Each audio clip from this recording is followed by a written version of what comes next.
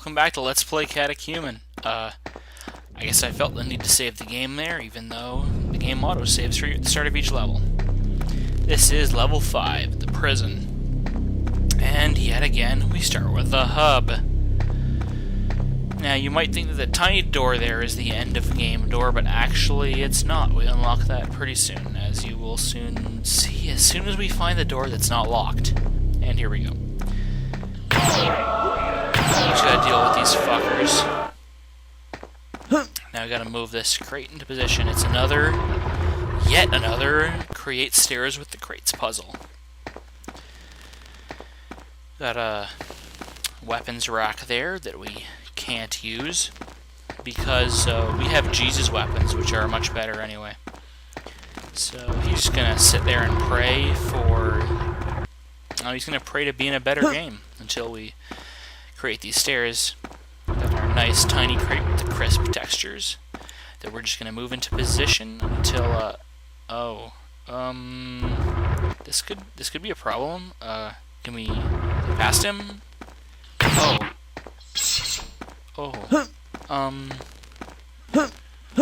we jump over that? It's locked. Judging by the glow, it looks like the key's up on that shelf there. Well, this isn't good. Oh, no. I'm sorry, guys. Anyway. Well, hey, this is a great opportunity to talk about some more about Catechumen's cultural context. So, what was that? Basically, Catechumen was green-lighted, I guess you could say. Basically, it found the money to actually commence production soon after the Columbine massacre, because this was a time where, I mean, if you've seen the movie Bowling for Columbine, you've heard about how a lot of the politicians at the time were blaming games like Doom. Doom is for its day, it's an extremely gory game. I mean, you play it now, and it's goofy, like almost itchy and scratchy-esque in terms of how cartoonish it is. But for its day, it was really something. Like, you shoot the demons and they explode into gore with the best graphics that 1992 or whatever it was could manage. And so it got a lot of heat because it was the new media thing, and that's a fairly common thing to happen. Film got it, every new media gets it, rock and roll gets it, it's all from the same people. And before the Columbine massacre really made Doom the subject of controversy, there was no real desire for a first-person shooter without gore. Because the gore was really a selling point then, because it was something that really pushed the envelope of what was acceptable at the time. Now, games with lots of gore, it's really old hat and seen as tasteless. But in its day, it was something like edgy and controversial. It was like, oh man, like, look at it, it was scandalous. But now it's just silly because we've been overexposed to things like that we can't take it seriously anymore. But after Columbine created this cultural perception of Doom and other gory games as being culturally dangerous, some investors viewed a game like Catechumen, where there was no gore, as being potentially a game that could find an audience for people who wanted to play a shooter but didn't want gore. The problem is that audience didn't exist. An audience potentially existed in terms of parents who didn't want to buy gory games for their kids, but they didn't change the fact that even by that time, a significant number of gamers were adults who could buy games like Doom perfectly legally. And even then, the fact of the matter has been that for years the M rating has basically meant nothing because parents don't respect it. Like, they'll buy M-rated games for their children because a lot of the time they simply don't know or don't care or whatever it is. That's part of the problem, is that some people thought that there'd be an audience for a game like this, but they're just simply, well, there was an audience for people who wanted to play a shooter, but because they were part of this Christian subculture that I touched on in the previous video, that games like Doom simply weren't permissible in the culture that they were part of. Oh, am I gonna get him over? Oh, quickly get him. I'm sorry. Got game over there. They couldn't play a game like Doom without coming under scrutiny from... See, now I'm checking my save games to see if I've got a more recent one, and I don't. But they couldn't play a game like Doom without coming under scrutiny from the people in their community who would be like, oh, that's, did you hear they play games like Doom? And I can vouch that this really is a thing, even today. I mean, there's not quite the same degree of suspicion and things like that, especially in where I come from. But there is still an element of like an idea that certain media is not really permissible for a Christian audience in some communities. And so, you get media like Catechumen, which basically is a watered-down version of the media that the audience actually wants to consume. Hallelujah! Let the Lord's light shine. I am thankful for your bravery, and shall pray for your success. Hi, random black dude.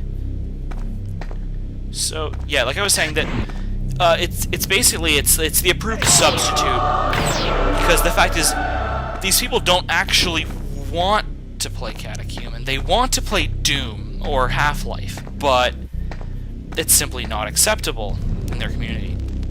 And so they have the substitute. And it's the same with, say, rock music. They want to listen to rock music, but just listening to plain old rock music isn't acceptable in the community. It's the kind of thing that comes under scrutiny. And so they, again, around the time this came out, they listened to, say, Striker, or whatever the Christian band du jour is. That it's... And that's why, basically, it's... Well, it's not really the reason why Christian media sucks. I mean, well, that's part of the cause. That it's never really what they want to consume. It's a substitute. And some Christian media succeeds. For example, VeggieTales is a really good cartoon series because it is just its own thing. It's not a moral substitute for anything, it's just a cartoon in of itself. I mean, it helps that it's well written, but it's not trying to replace anything. It's not trying to be... Well, let's use a metaphor. Let's talk about these Christian communities as being, say, vegetarian. It's not imitation meat, it's a tasty dish made of vegetables.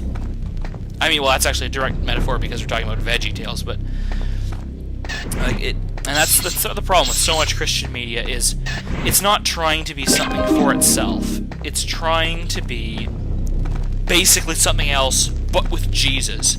And that's basically what this is. This is basically like Doom or Quake or Half-Life or whatever you have, but they hit Control F on death and gore and replaced it with Jesus.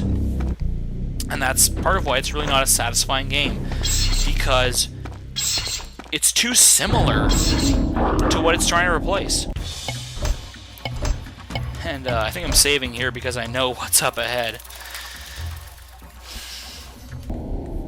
Yeah, this is a trap that I am about to die into.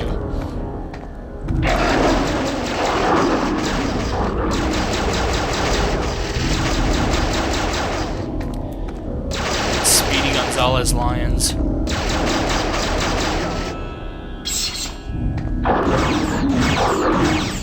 Oh, there we got the fucker. Now. Oh, then we fell. Oh, more Angry Jeffs. Missed him again. Oh, almost out of health. So. Another game over. So. Good thing we can just load up the last save. So. Catechumen is fairly interesting because it gets into a place where, from seeing it, you can clearly tell that the game makers were trying to make a game worth playing. Like, they clearly learned lessons from Doom and Quake and Half-Life, and they are really trying to emulate it quite hard. But they can't actually get to a place where it's an interesting game. Like, I think it's just because this was their first game, and they weren't experienced They just didn't know how to make a good game. And that's what it comes down to. That's why Catechumen is interesting to me. Because it isn't like, say, Wisdom Tree. Like, let's talk about Wisdom Tree for a bit. You might have heard of them if you're a fan of the Angry Video Game Nerd. Basically, they made a bunch of video games like Sunday Fun Day, and made a bunch of, I would say, Christmas games. They're not real, but they're basically games about... Or they made a 3-pack where you could play as the wise men. Like, again, if you haven't heard of Wisdom Tree, look up the Angry Video Game Nerd's Bible Games videos. He has a lot of stuff about Wisdom Tree, and they were a Christian video games developer. But they weren't coming from a place of wanting to make good video games with Christian values. They were originally a company called Color Dreams. And they had found a way to get around the Nintendo Entertainment System's lockout systems. They found a way to make independent games for the Nintendo. And you weren't supposed to be able to do that. Nintendo did not want people to do that. And so, Color Dreams was an early indie game developer, really. But they found that their games just couldn't make money. And so, what they decided to do was they rebranded themselves as Wisdom Tree, and they released a bunch of their earlier games as, like, they took their original games and they changed the sprites around until they were about things in the Bible. Or they took one game called Menace Beach, and if you haven't seen the Angry Video Game Nerds videos, like, I'm not making this up. The incentive for continuing was to see if a woman would continue to take off her clothes and become naked. They took that game and they changed the sprites around and made it about getting to Sunday school. Kind-hearted Catechumen, fear not, for there is no obstacle too great for the power of the Word. Your faith, and the faith of those you have rescued, shall lead us to victory. Your hair and your beard color don't match. With faith the size of a mustard seed, mountains will move before you. And that's a mixed spiritual metaphor. You're referencing different. Anyway, this is the double-necked sword, like a double-necked guitar. Anyway, to get back to the discussion at hand, Wisdom Tree was cynically cashing in on their ability to monopolize the Christian game scene, whereas the people making Catechumen were very clearly trying to make a good game, but they just didn't have the experience to do so. And unfortunately, this is the end of the level. I will see you next time. This is D-Stacks.